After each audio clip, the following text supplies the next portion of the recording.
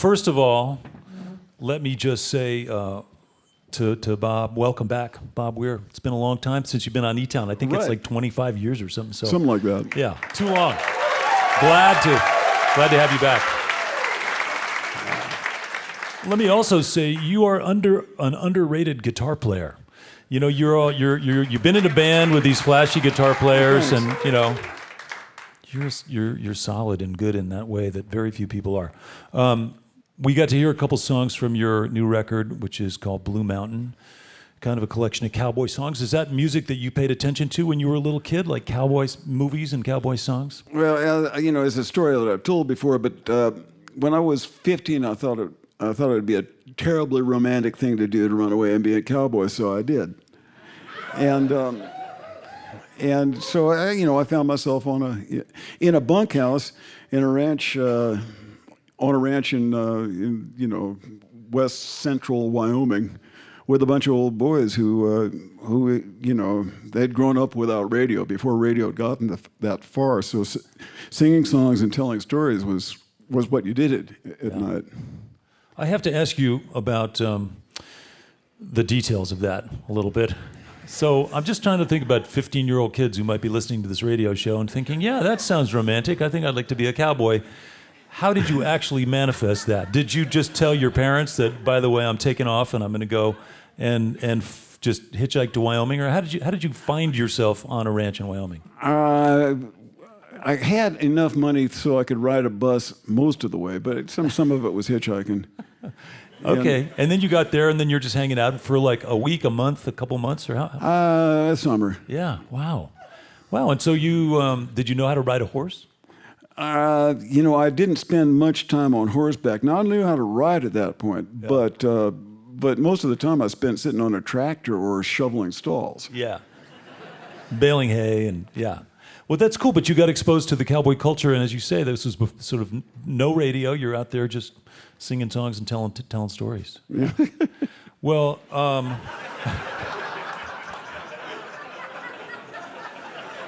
I have a feeling an image popped into your head right around then.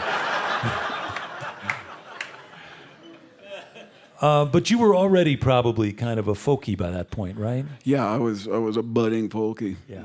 But I was aware that this is true American folk music, the kind that you don't hear on the radio because it's not, it wasn't cool. Cowboy tunes weren't cool at that point. But right. That first one, Blue Mountain, I think that was written back in the 20s by some guy. I rewrote it with Josh Ritter a little bit. Maybe a minor chord here where it might not have been, but it might have been. You couldn't really tell, and had a little bit of liberty with the lyric as well. Yeah, I think wasn't it Hal Cannon who kind of helped resurrect that song from an oral tradition into a thing. It was cool. That's a beautiful song. I know that the folky thing affected all of us. That just finding a guitar or a banjo and listening to records, and whether it was a Vanguard record or however we found our way into that path, right, where everybody can and could play music. That was just such a beautiful concept. And I think that wasn't it the banjo that sort of led you to your eventual bandmate and yeah, partner, I was wandering Jerry. the back streets of Palo Alto with a couple of friends. It was New Year's Eve of 1963, going on 64, I think, and I heard banjo music. We heard banjo music coming out of the back of the music shop, and we knew where we were and we knew who that was. We knew it was Jerry. And so we were young and strong and feeling bold, and we knocked on the door. I was 16 by then, and Jerry came to the door, and I guess I kind of invited us in, and he was waiting for his students to arrive, and I didn't have a watch at the time, but I know it was like 7:30 or something. I apprised him of it's like 7:30 on New Year's Eve, and I don't think they're coming. And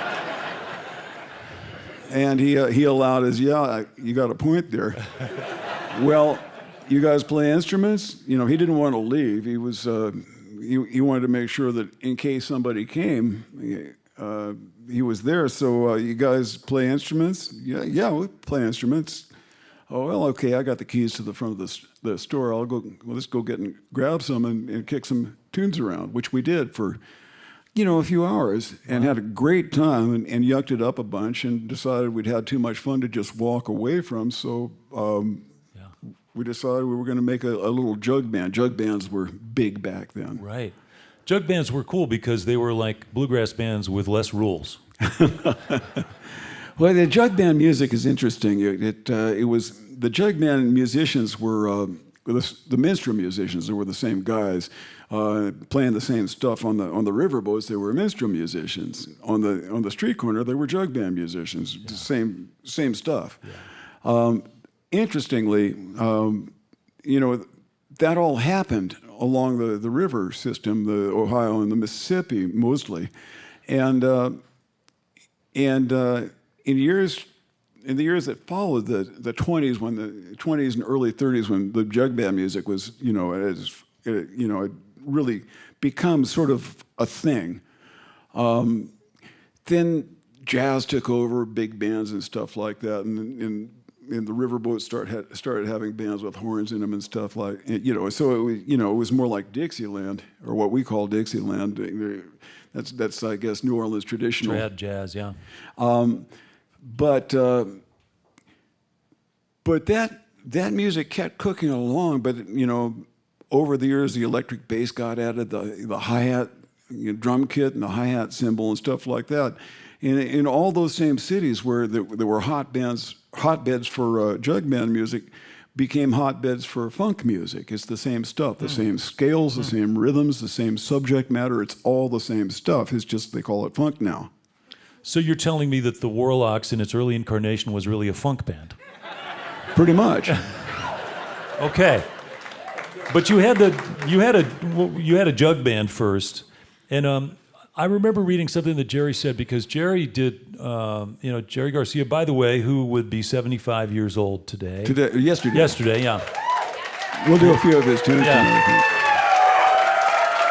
Old Jerry.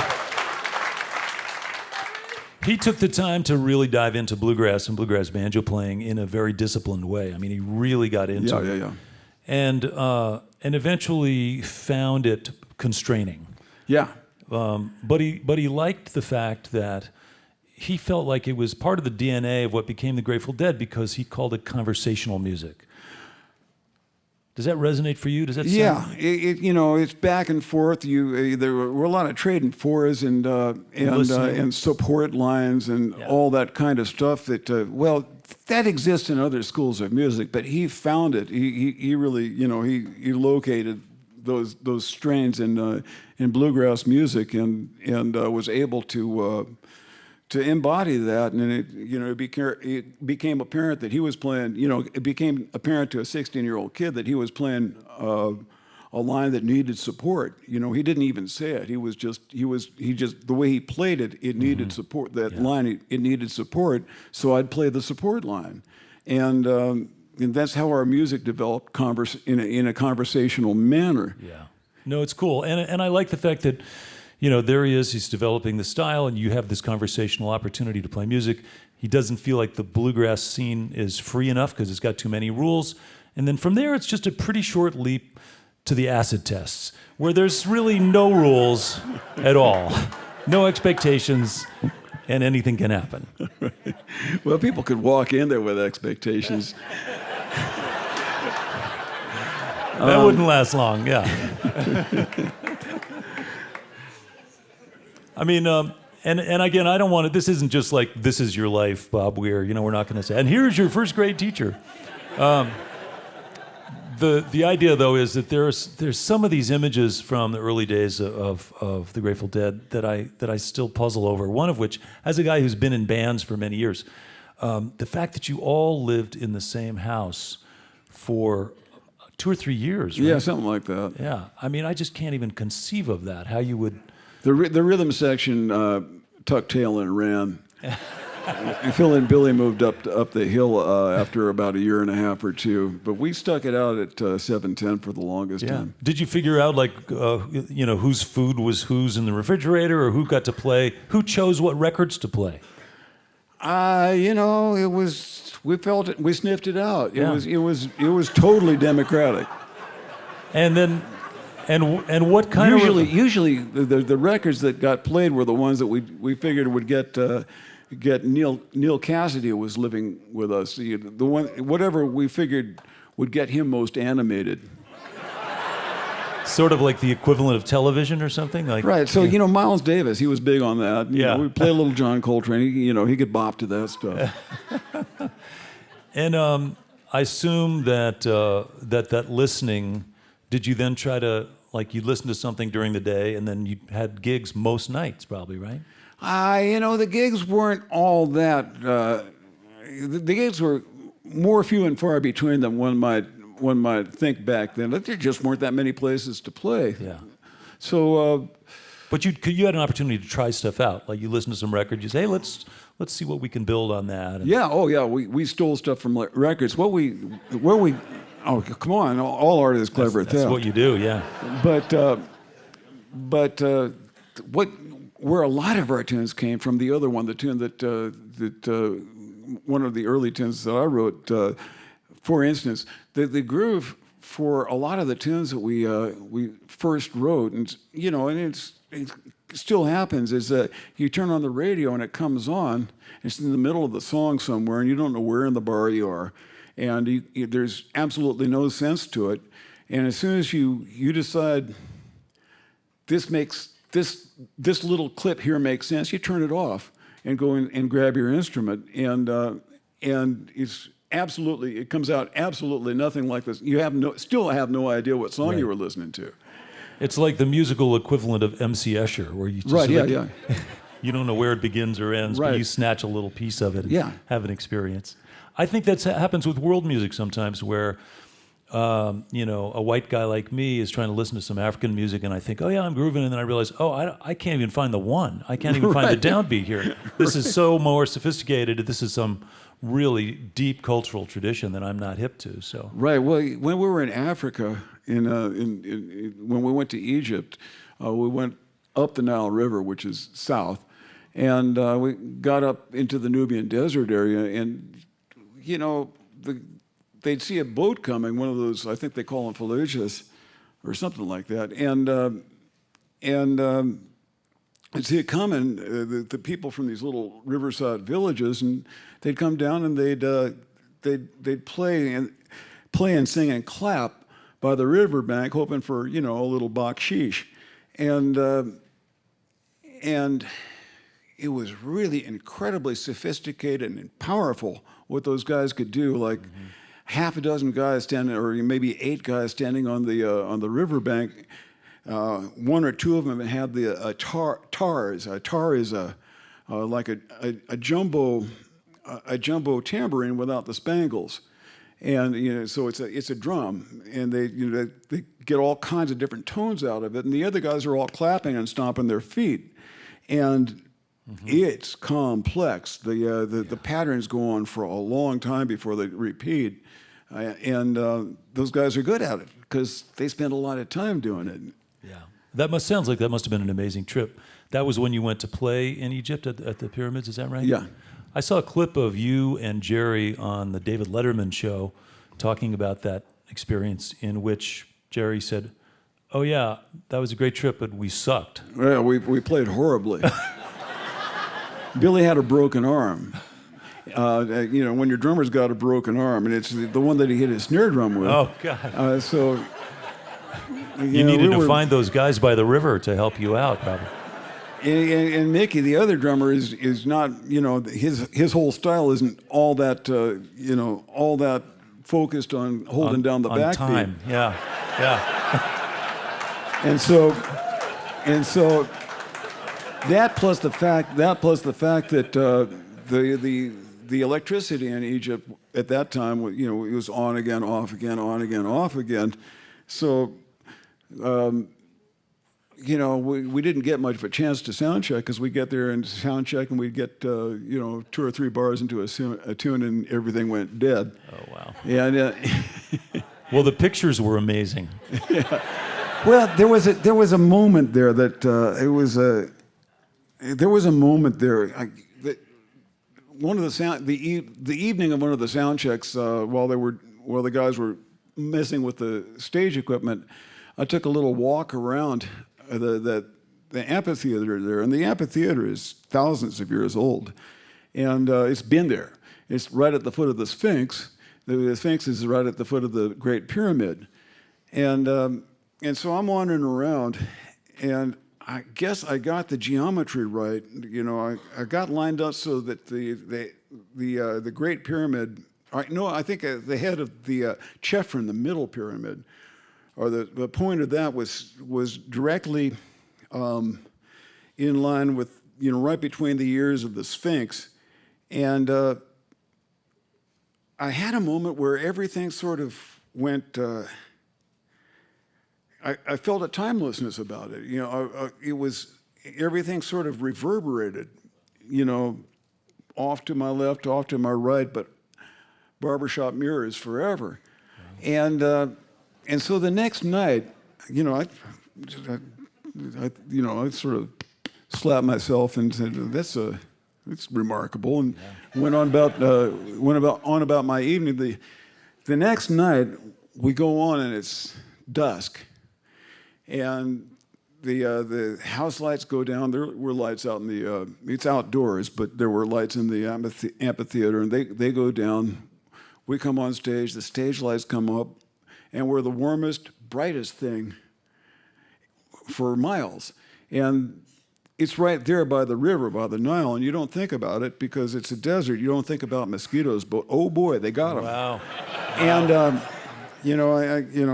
I looked at my arm and it was covered with mosquitoes, and I brushed it off. And then the other one, by the time I was done brushing the other one off, the first arm was covered with mosquitoes again. And I'm thinking, okay, welcome to hell. Yeah. And then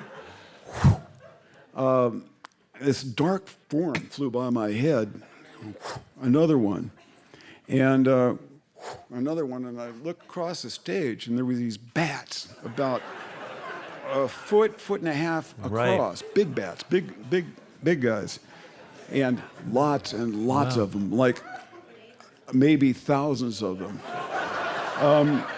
These are the things people don't know when they're just listening to the show and going, God, these guys are having a tough night. Well, so they're taking out the bats, and I had another moment where it was, "Take me now, Lord, I want to remember it just like this." Because if you think about it. Here's a rock. Back off. I left my body at that point. I'm looking at us from the stage, from about 100 yards or 50 yards off. Here's a rock and roll band at the foot of the Sphinx, at the foot of the Great Pyramid, all lit up really nice and pretty, like a color TV going all haywire, and surrounded by a cloud of bats, and. That would be a good place to just sort of step off. Yeah, exactly.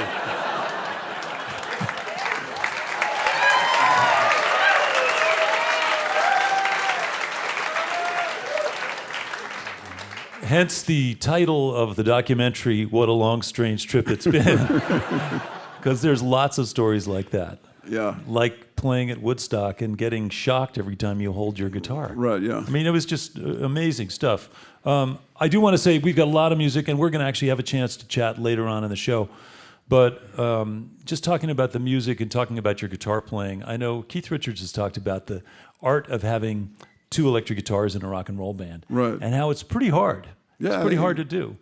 And did you naturally fall into the role, you and Jerry, of finding how that worked, or did you have to sort of like try this, work on this? Well, just sort of how you heard the pulse of the songs? A little of both, but we both listened to the same stuff because we were living, in the same house, and so there was one good sound system in there, and so we were listening to the same stuff, and talking about it, and for instance, I'd listen to McCoy Tyner backing up John Coltrane, or supporting John Coltrane, and playing with the tonality, playing with, he was just sort of feeding Coltrane stuff to work off of, and that sounded like exactly. Nobody does that. Why does nobody do that? I got to do that, and because nobody does it on guitar.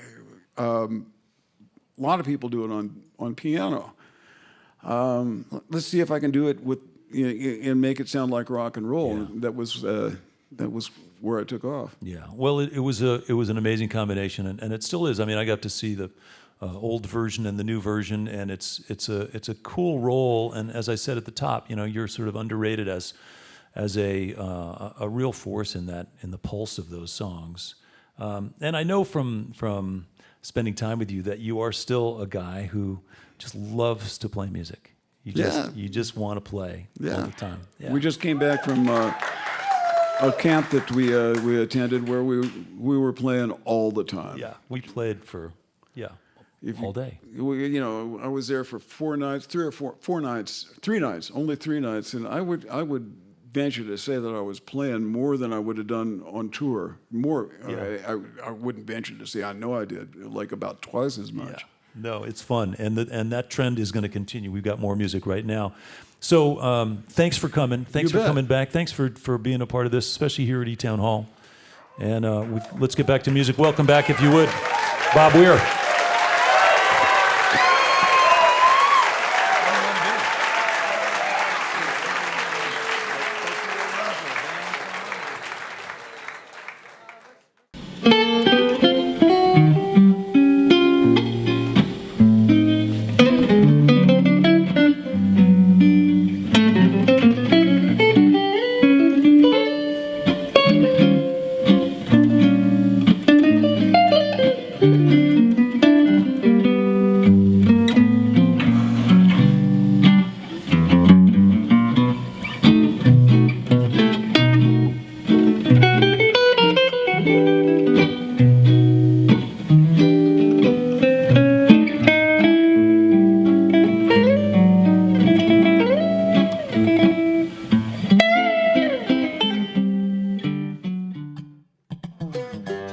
Hi, this is Nick Forster from eTown. If you want to stay up to date with all the performances, interviews, and behind-the-scenes footage, click the subscribe button. Thanks.